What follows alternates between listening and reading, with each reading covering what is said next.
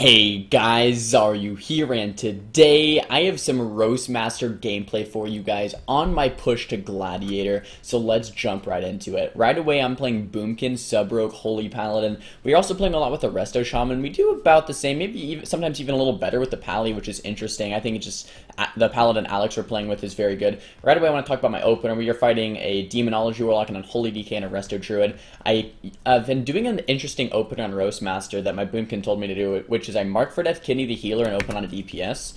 The reason I do that is because a lot of times they're in combat, right? So I can't get the sap, and I don't want to blind right away. I want to try to just like mark for death Kidney and then kind of go from there. But I'm going to blind afterwards. So if this wasn't a Druid, we would mark for death Kidney into the Root Beam, and we wouldn't even have to blind right there. If we mark for death Kidney, Root Beam just for a second of CC, and then full blind him, and the Druid does Trinket. This game, guys, I'm not going to lie, was quite a disaster. It was very, very hard to beat these guys.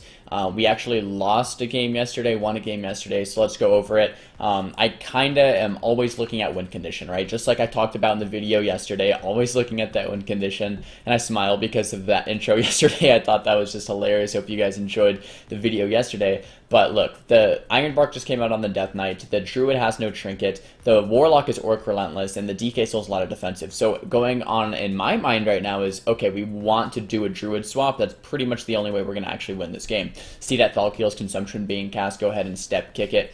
Have my Cold Blood up in 10 seconds, my Gormaz up in about 10 seconds as well, and I have a Dance and Symbols charge as well. Go to Kidney, the Druid, because I really wanted to kill him right here, but didn't have Cold Blood or, you know, pretty much anything yet. So I'm just using a Dance. I'm not sure if I'm going to Symbols here or not. I probably could Symbols, but he does go Bear form, so it kind of is a little bit unfortunate. I do Symbols, Dance, and we do get the skin from the Druid. So now the Druid has no skin and no Trinket, and I have Cold Blood and Gormaz coming up here pretty soon. So if we just get another swap on the Druid in 10 seconds, we win the game, right? Like, he can't survive, but look at us. Defensively, we're all hurting so much. So I'm coming back to my DPS, to my partners to kind of just peel a little bit. I stun up the Warlock. I could probably stun the DK here in a second as well, but I'm really looking for a step kidney shot onto the Druid. That's why the Druid is my focus target. I have the Druid so I can focus step, focus kidney onto the Druid as soon as I can. I want to peel DPS as much as I can too, because we just need to stall. If we just stall a little bit longer until I can get this kidney shot, we can definitely win the game. So I'm kind of just holding 5 combo points, so as soon as the Druid comes out of Bear, I can use my 5 combo points to get a full kidney onto him. There's the full Cyclone. Out of the Cyclone, I really want to step kidney. Let's see if I can get it. Boom! Step kidney out of form with a cheap shot onto the Warlock. And you guys know already, like, this game is looking very grim. But look, the Druid's in a full kidney shot with no Trinket. I don't think he has skin up yet, and I have Cold Blood, I have Symbols, I have Dance, and I have Gormaz. So as grim as our health is looking, we'll see how this goes out for the Druid in a couple seconds here. Boom. 100-0 in 1 kidney shot. My Paladin Bubbles sacks me. We're still not out of the woods yet. We're definitely under a lot of pressure from the Unholy DK and the Demonology Warlock. But this game just goes to show you guys, no matter how far you're behind, someone's going to die if they're going to die, right? If they have no cooldowns and you have your offensive cooldowns, they're going to die. So it's really just about setting that kill up and kind of looking past everything else. Don't freak out if you're 1% life. Don't assume the game's over if things are going bad defensively. Keep that offensive mindset a lot of the time and just be like, okay, I have the cooldowns to kill this guy. That's what I was saying in this game. I can kill this guy. I can kill this guy. I know we are all dead, but I can't just say... I mean, there's nothing I can do about that. I cheap shot the DK. I cheap shot the Warlock. I used a kick on the Warlock. That's about all I can do. I can't just keep running and playing defensive forever, but what I can do is say, I can kill this guy. We get that full step kidney out of form with all the cooldowns, and he dies.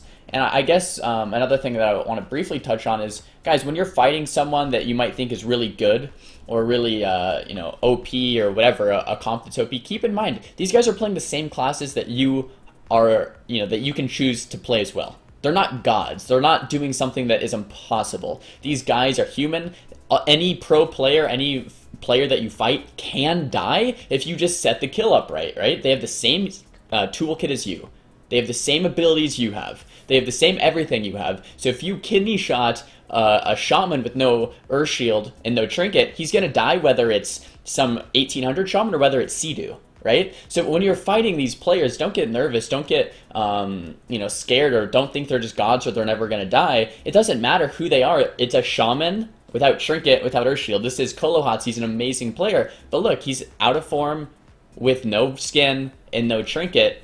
He's going to die just like any other Druid's going to die because the game is just simple math. So hopefully that'll help you guys kind of come over that fear and really just do what you need to do to get that win condition underway. Here, hopping into another game, we're on Ruins of Lordaeron against a Windwalker, DK, and a Resto Shaman. I'm playing the same composition, and once again, we're going to be looking all over the place. What a terrible opener. We get Earth Grab, we get DK finds us out, but I want to go on the non-Earthshield target. I really like going Shamans, but the Shaman has Earthshield right now, so I'm not going to go onto my Step Kidney. The Shaman, once again, doing that same opener. Probably going to follow the Step Kidney with a Root Beam. There it is, Root Beam, and I'm just popping Blades and both dances onto this DK, just absolutely ripping him because the Shaman's just sitting at CC. We get AMS from the DK, IBF from the DK, and Trinket from the DK, so many cooldowns right away. DK now has Earthshield, so I maybe want to swap to the Shaman. I'm blinding the Shaman. We were actually going to blind Shaman to set up Shaman, and the reason I was blinding him is so that he didn't have Earthshield, so we could go the Shaman after.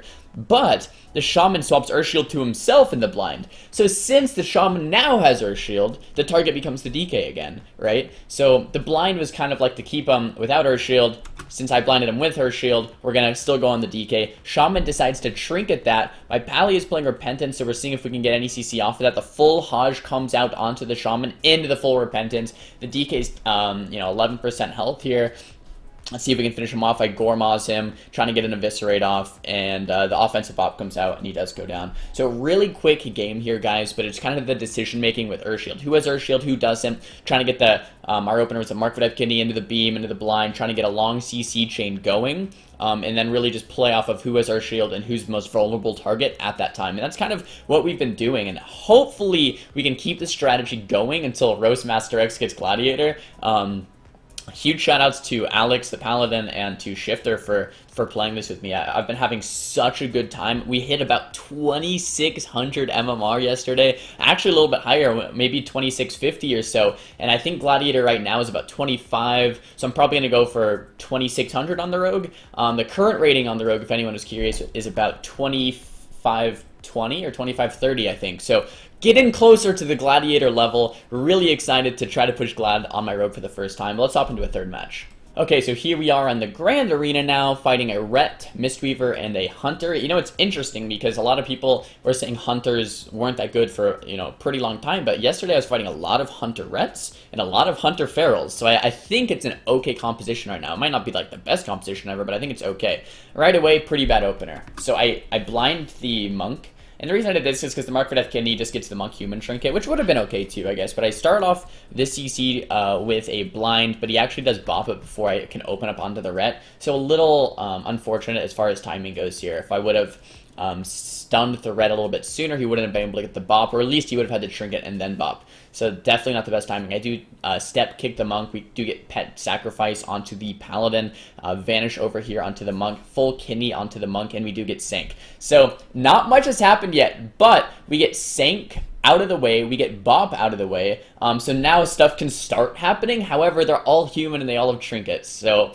guess what? There's 6 outs still for my stun. 6 outs. So it's a little bit scary to try to get stuff going on. I do get leg sweep there. Maybe could have pre-evasion that, but kind of wanted to hold evasion for later in the match if I do need it. Like right here is probably a good time. Yeah, so I do pop evasion because my Paladin gets full trapped. Only want to pop that big defensive when our healer's in CC.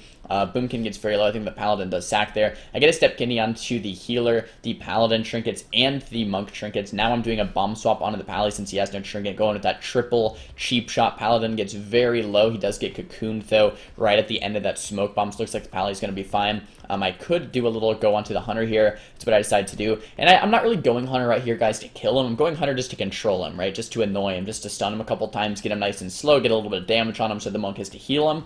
And then we're going to swap back to Ret and Mistweaver primarily. Mistweaver has another trinket available.